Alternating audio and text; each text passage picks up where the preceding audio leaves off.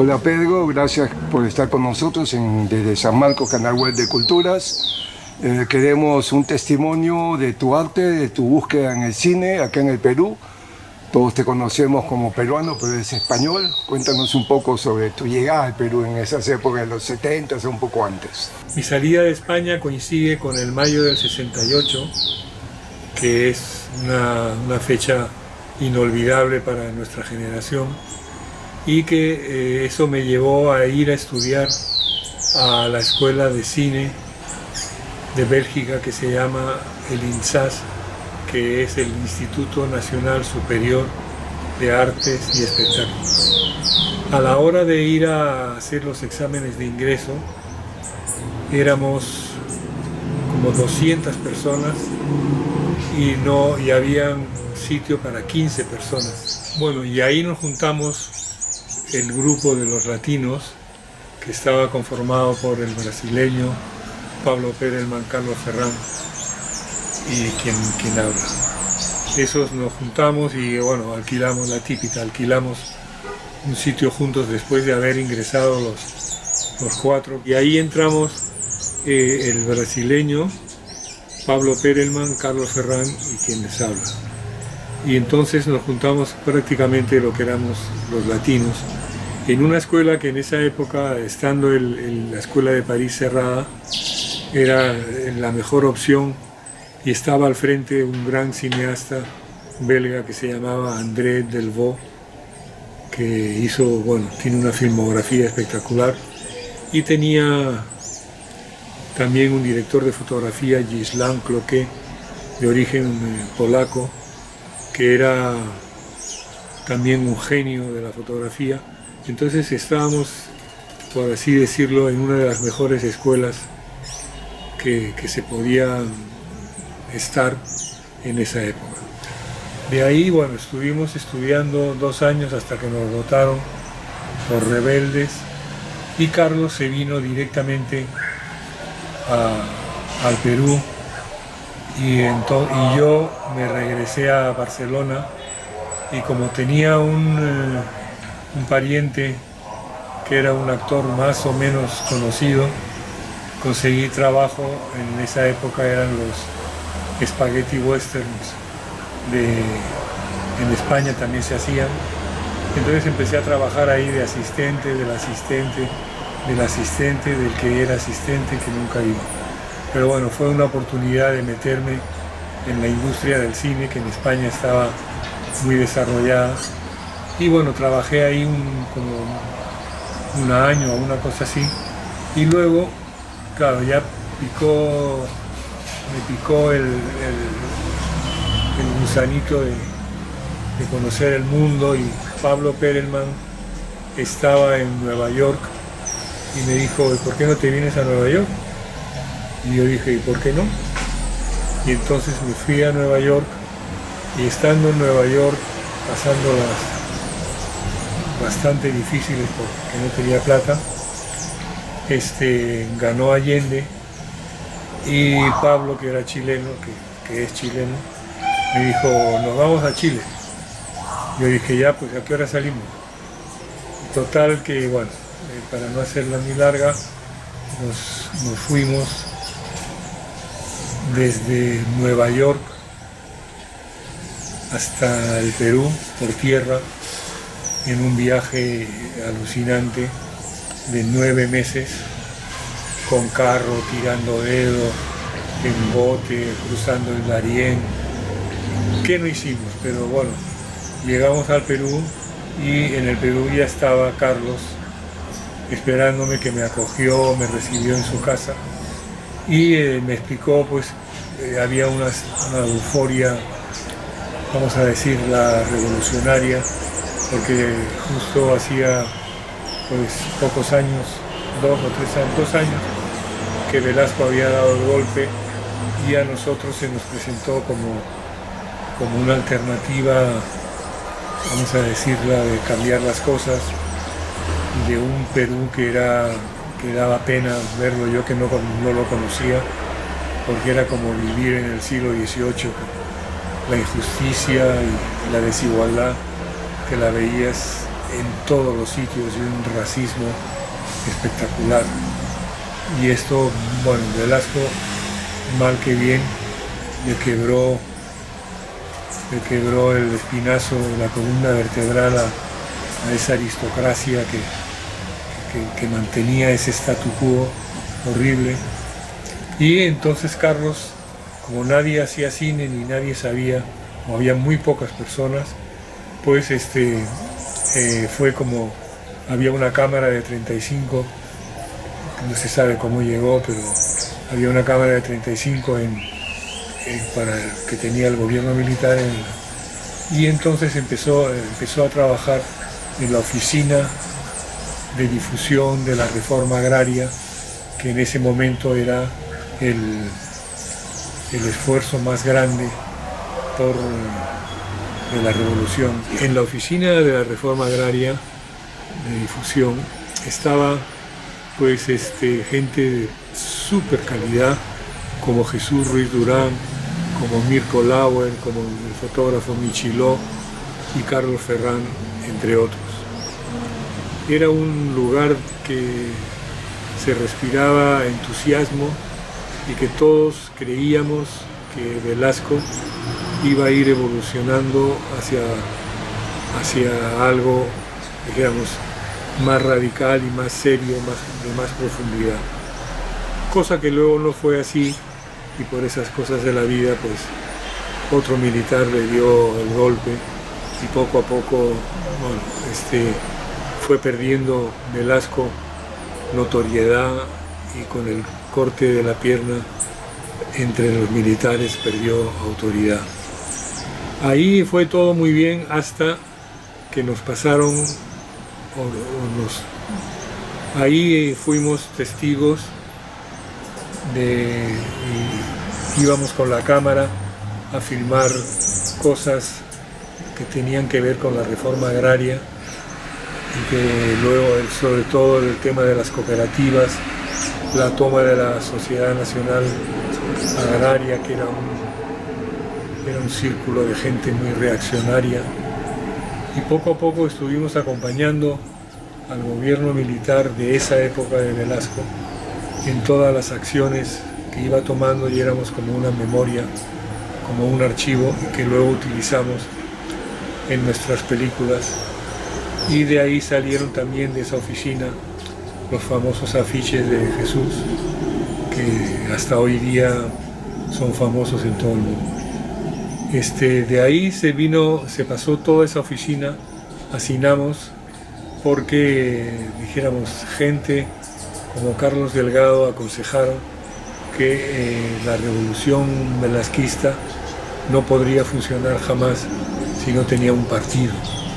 Y Cinamos era el Sistema Nacional de Apoyo a la Movilización Social, que era como un previo, algo antes que el partido, pero era una forma de movilizar a la gente.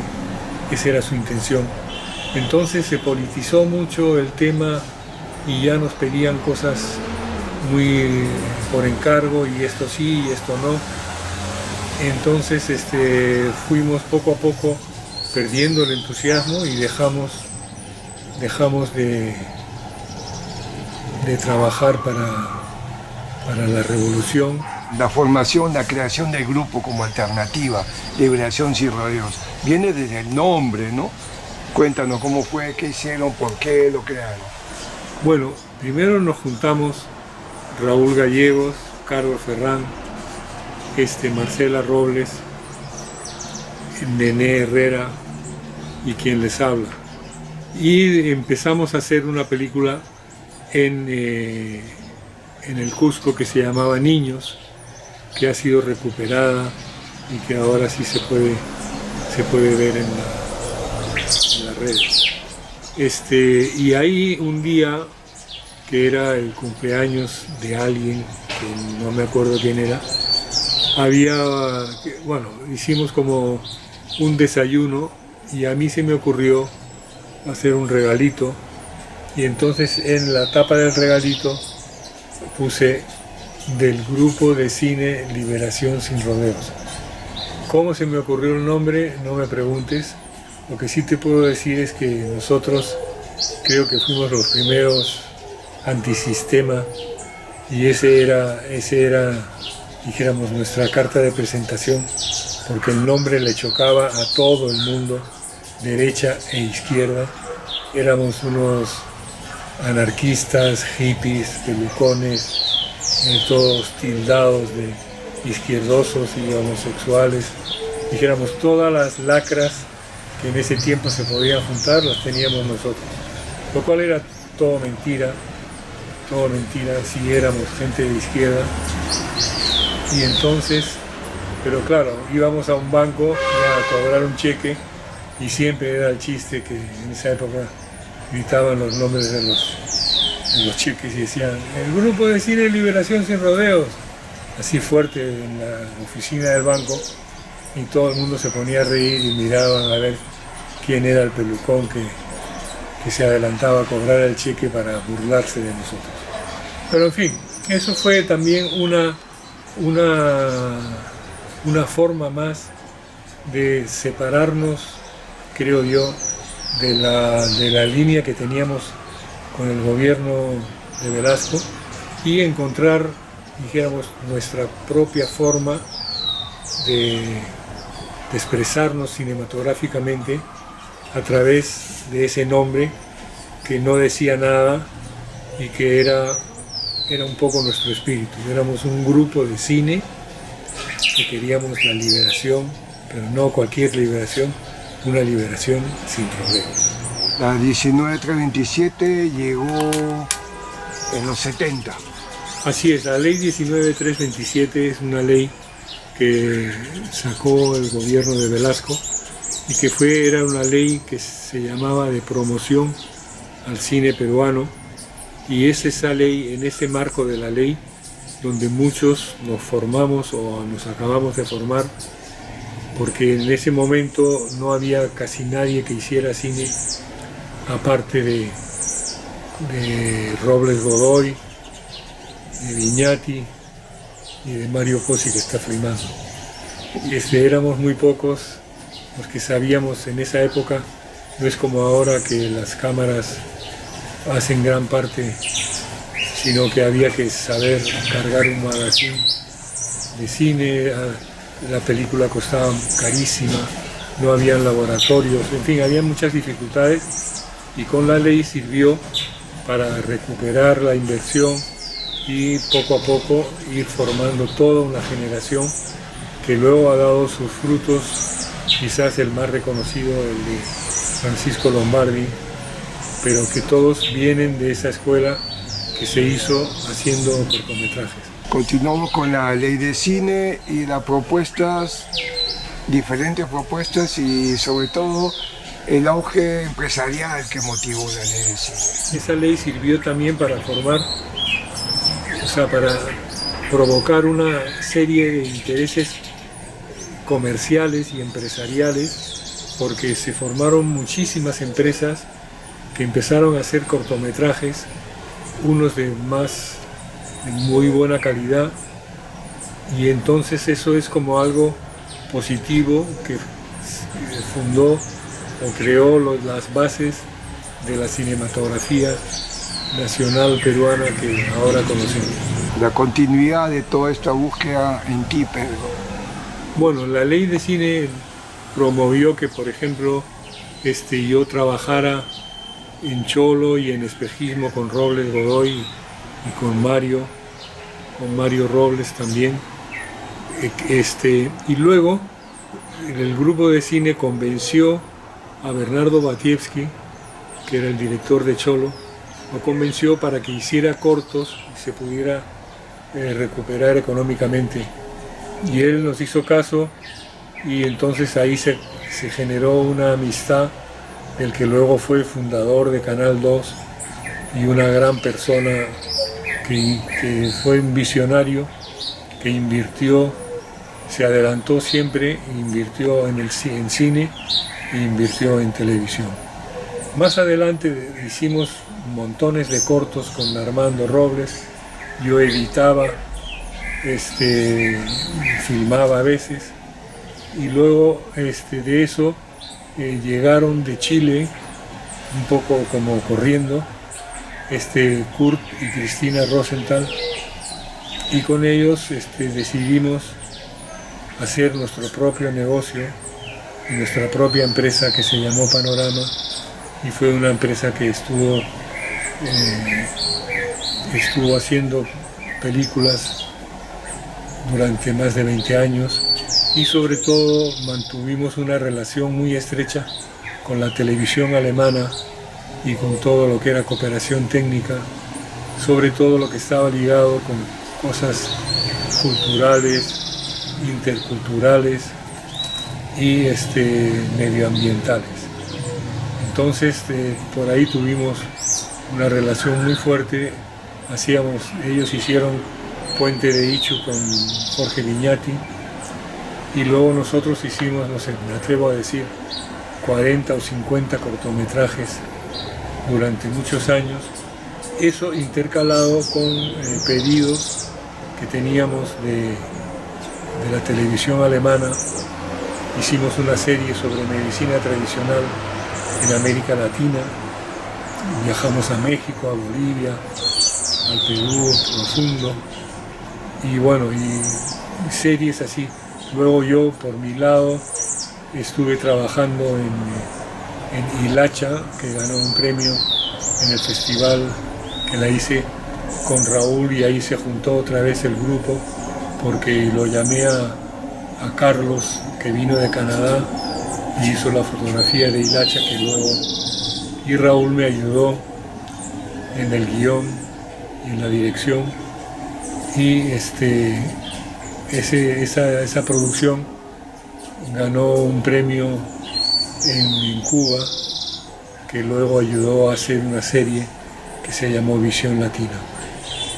Luego yo, por mi lado, pues hice una superproducción que se llamaba Chimoc, que era, bueno, había una teoría de José Antonio del Busto que llevaba a los incas hasta la Polinesia, y reconstruimos todo eso. Fue una producción espectacular con muchos especialistas, y llegamos hasta la Polinesia. Bueno, acabó mal la cosa de la balsa de Totora, pero nosotros sí llegamos hasta la Polinesia y recuperamos las evidencias que había investigado el doctor José Antonio del Busto sobre la presencia de posibles náufragos del norte del Perú, que llegaron a la Polinesia y regresaron al Cusco. A todo esto, pues Panorama seguíamos haciendo películas sobre todo para Alemania, porque ya la 19327 en algún momento se desarmó, y yo seguí trabajando me fui a Costa Rica, estuve 2 años allá, me llevé la corresponsalía de la televisión alemana y seguí trabajando allá en Centroamérica. Con Kurt y Cristina, ellos tuvieron la mala suerte de que su hijo Florian se enfermó de leucemia, y ellos consideraron que era mejor irse a Alemania y curarlo allá, porque habían más posibilidades a nivel salud que las que habían en ese momento acá en Perú. Luego ellos ya se quedaron allá, y finalmente hace 2 o 3 meses decidieron abandonar este mundo, y lo hicieron juntos y muy organizados, y con la venia de sus hijos, y en presencia de sus amigos y doctores y abogados, y se despidieron y se fueron los dos juntos como siempre habían estado. Tu parecer sobre el cine, ¿qué es lo que tú, cómo lo viste, qué viste del proceso alrededor de tu experiencia como cineasta, con tus documentales? ¿Cómo ves el cine ahora y más el futuro, el cine en el Perú, o en España, o en el mundo, ¿no? Bueno, para mí el cine ha sido una maravilla. Una maravilla porque me ha permitido hacer de todo, conocer de todo. He hecho cine experimental, he hecho, bueno, mucho cine documental, he hecho hasta porno en España, he trabajado en Spaghetti Western. Y en el Perú durante 30 años me ha permitido viajar y conocer todas las culturas y todas las formas de vivir diferentes a las que yo conocía. Entonces el cine me ha acompañado toda mi vida. Ahora el cine ya es otra cosa.